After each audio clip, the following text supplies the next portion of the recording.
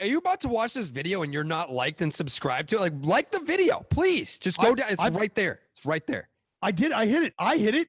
Have you hit it? Speaking of good moments, Miguel Cabrera. He did it. Number 500. Very exciting. Very. I thought it was awesome. I mean, the first thing that I noticed was the curtain call in Toronto. I mean, all the good baseball fans up in Toronto giving Miggy his well-deserved curtain call. I know that the Tigers and Miguel Cabrera would have loved to have done it in Detroit. That's what's heartbreaking for me. I hate that this happened in Toronto. I'm sorry. I know we're celebrating. Well, I don't love it, but I think that they did the best that they could given the circumstances. It's not about the fans, and it's okay for me to be angry about this like this because there's nothing wrong with what the Jays fans did.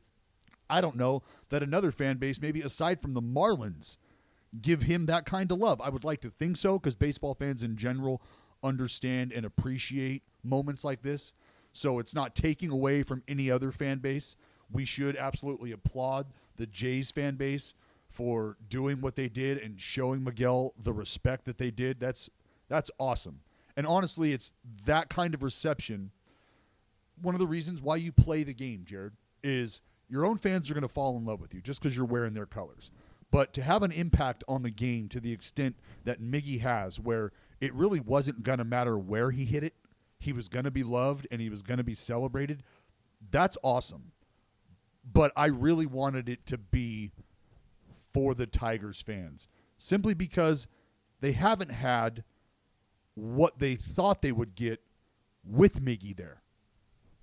And this is, I don't want to say a nice consolation prize, but it would be a nice consolation prize. And it's not going to make you forget that the championships didn't happen, but it can be your, you'll have this moment. And they don't. But they've got their guy. And I know that when he gets back, the celebration and the ovation is going to be fucking wild. Yeah. The dude he's a rare bird, man. A rare bird. And you know what was really cool was some fans from Venezuela were reaching out being like, we can't watch Miguel Cabrera here. So we follow you guys on social media to see the clips and the pursuit of 500. We're watching that shit on Twitter, and I mean he's obviously a god in Venezuela for what he's been able to do with his big league career coming from there. And I was just curious, anytime that someone that achieves a milestone like that, you go back and you look at the baseball reference page to see the grand scope of things, and a dude that for a 19-year big league career is hitting over 300. I believe it's 311. And his career OPS 922. North of 900, yeah. Yeah, 922. And it's well, you look at, I think it was 136 players are qualified this season. Only 10 of them have an OPS that's 922 or better.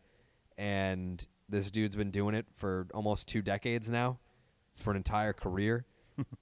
And we'll have the conversations. We can have it now if you want about it's not even a debate. He's one of the best right-handed hitters of his generation.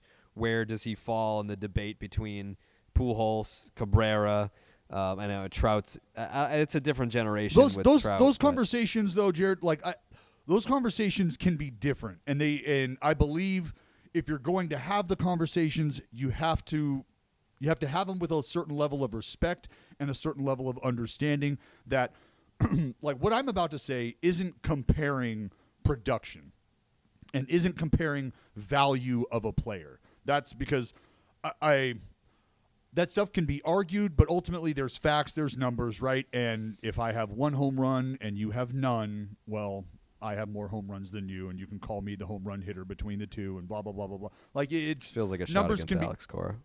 What's that? So this feels like a shot against Alex Cora. Oh, no. So that's a great point. Take me and Alex Cora, right? Collegiate players, both college baseball players, both got to the big leagues. Am I going to tell you that I'm a better collegiate hitter than Alex Cora, that I provide more pop than Alex Cora because I hit 1 home run and Alex Cora hit 0? No, that just couldn't be farther from the fucking truth.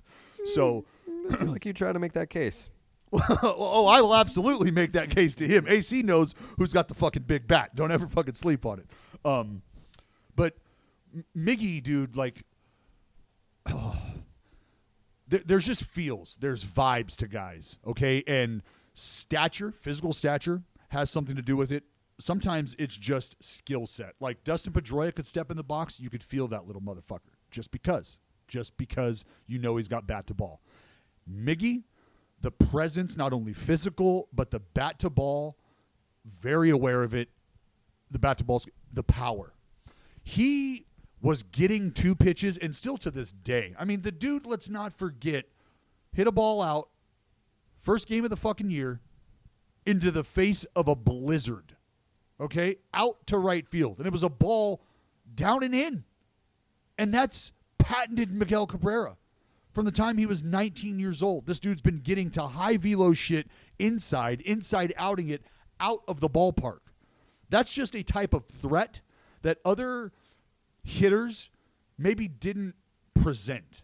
And so the production, like we talk about Albert Pujols, and we always talk about folks who want to bury him as an angel. Like, please go back and just spend 5 minutes and look at what that man did in a St. Louis Cardinal uniform, and you'll understand why he is 1A, whichever side of the coin you want to look at when it comes to right-handed hitters. Let me ask you this, because I don't know if it's like a cut and dry answer. I think it might be. What would you say? How many years is a player's peak?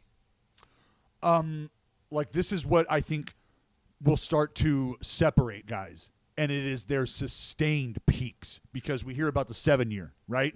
And yes. Well, peak greatness, 10 years to get into the Hall of Fame. What's your 7-year peak as a Hall of Famer? So if you've got a guy like Miguel Cabrera who's going to play 20-plus seasons and has been doing it, I don't know, for 10, 12, 14 of those, like, do you start that? Maybe you were starting to have a conversation about, like, and I think that happens, the inner circle Hofers, right? But when comparing these two dudes, it's one thing to look at their overall production. Where I'm coming from is just an experience of having faced Miguel Cabrera and understanding and you know, prepared to face a guy like Albert Pujols. My arm fell off before that could happen, but you're looking at, I'm looking at numbers. I'm looking at tendencies, and I'm just looking at nitro zones and looking at places where I can go in one guy where I can't go on the other.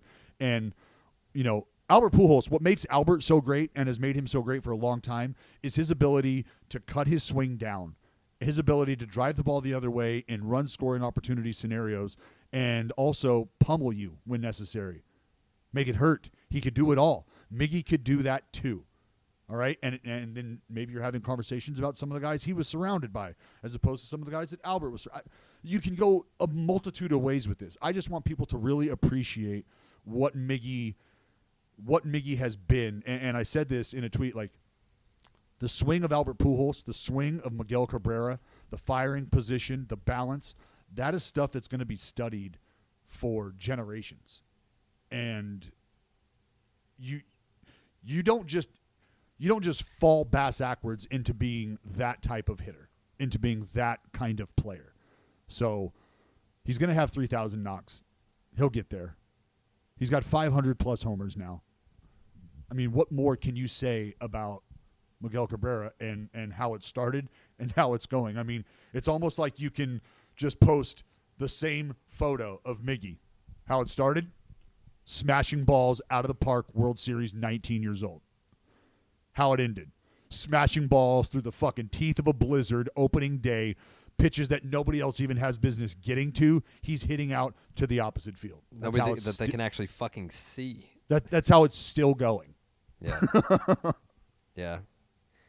I mean, like, I don't think, you know, we can talk about, like, the whole best hitter of the generation type thing, but I don't even really think it's the time or the place for that. I think that's more of like a Hall of Fame conversation than, like, honoring Miggy, because when you do stack up the peaks, it's hard to look at what Albert Pujols did in St. Louis and be like, well, let's have a generational conversation versus, like, an all-time conversation. And you could still do that with Miguel Cabrera for sure. But those are the two guys right there. And people want to limit it to, the best right-handed hitter. Like, no. It doesn't matter what side of the plate Albert Pujols and Miguel Cabrera are swinging from. Those are two of the greatest hitters, period, of all time. And there's another guy that you can throw in that conversation for the same reason that Miguel Cabrera has to be in that conversation, and that's Manny Ramirez.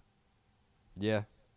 You know, and again, this isn't about total production here. This is just about, like you're hard-pressed to figure out which one of those dudes you would really want to face. Like, I'm sitting here thinking about it right now. Like, if you're telling me I got to face one of these dudes to I don't know, to, like, keep my family alive, that's a fucking tough decision to make. You did strike out Miguel Cabrera. What's that? You did strike out Miguel Cabrera. Kinda. Like, if you go back. Kinda. Look, this is, and straight up, man, this is the kind of respect that I have for Miggy. The one punch out that I have, I locked him up on a two-seamer in, and it was, if it was a strike, Jared, it hit the very pinpoint tip of the corner box of the strike zone. And it lit up, and the robot gave it to me. And I'll fucking take it. I am not asking to have another go against Miggy and let me really earn it. Fuck you, I earned it. He couldn't fucking get the bat off his shoulders. You're goddamn right. So was it looking? Yeah, I was looking. Yeah, but like I said, it was a ball where Miggy was like, if that's like a half inch higher and a half inch further over the plate, I probably hit that out down the right field line. But that was too far in, and that was too far down. So I didn't swing at it because it was a ball. Yeah, looks Fuck like you, Miggy. looks like you walked him 4 times. Yeah. But what I tell you? And you know what? Shout out to the folks on our broadcast, too, because yesterday we were talking about Miggy, and my broadcast partner, Kipe, buried me with the numbers, but then hit me with but you know what, Dallas? You're not on that list of guys that have surrendered the home runs. And I was like, yeah, you see, Kipe? No damage. But we did bring up the OPS north of 1,000. And I said, to my defense, Jared, that's just all about being smart. Yep. It's all about picking my spots. You know who I didn't let beat me on 4 separate occasions? I didn't let Miguel Cabrera beat me. Yeah. Yep, I see that that 615 slug. That 529 on base.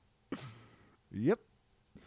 See, and it's his fault for hitting balls too goddamn hard. If he hit him a little lighter, they'd probably go out of the ballpark. Instead, they got top spin and they're hitting the fucking wall. He's got to settle for a double.